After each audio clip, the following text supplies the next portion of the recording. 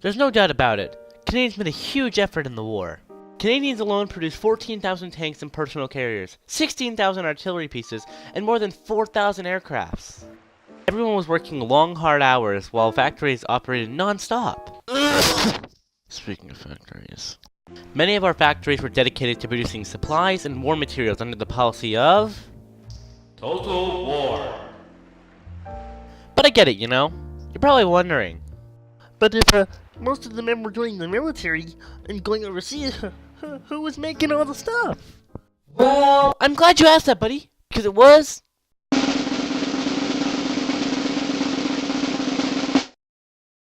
the women.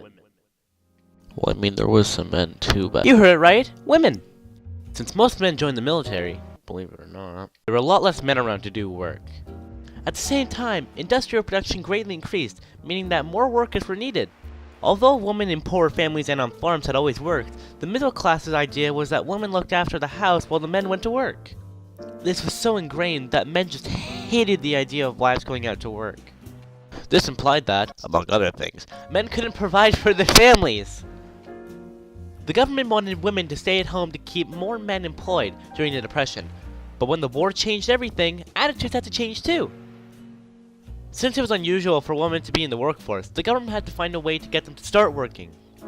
America's way of doing this was creating Rosie the Riveter. She became a pretty popular nickname for working women. The government used propaganda and created stereotypes to mobilize the home front and change public's mind about women in the workforce. Working in the war effort needed to seem glamorous, exciting, and patriotic. Rosie's posters showed her with her sleeves rolled up, ready to pitch in and help her country. On the other hand, Canadian stereotypical working woman was Ronnie the Bren Gun Girl, who was, as opposed to Rosie, a real person working in the munitions factory.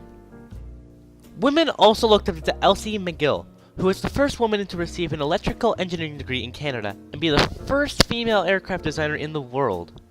She supervised the production of Hawk and Hurricane fighter planes of the Canadian Car and Foundry Company, which employed 200 women and produced more than 1,450 aircraft during the war.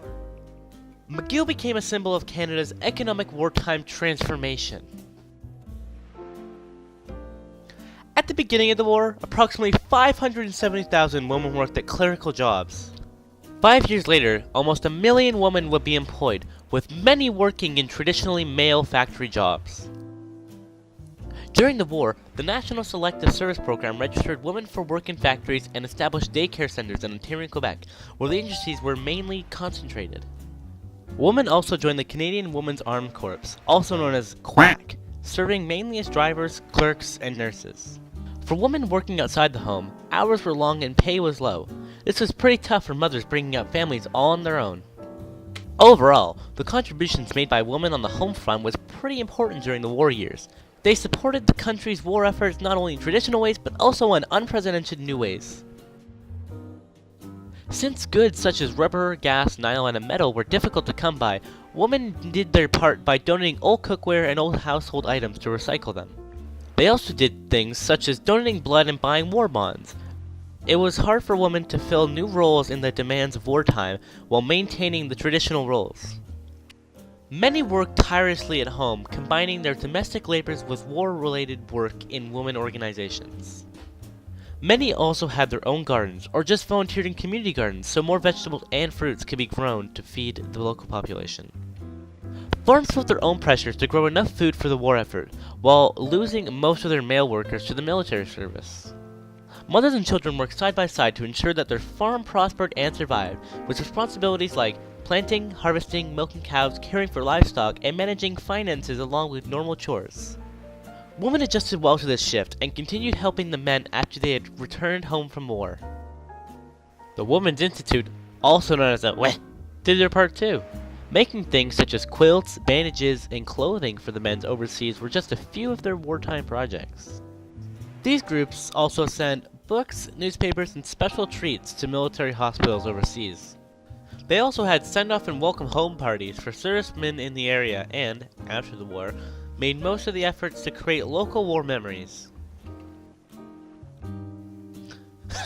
Well guys, I can really go on and on, but according to my precise calculations, my time is almost up. So, I'll leave you with this. If it weren't for women, Canada's war effort would have been very different. Our women did their fair share and more, achieving and sacrificing a great deal in the name of peace and freedom.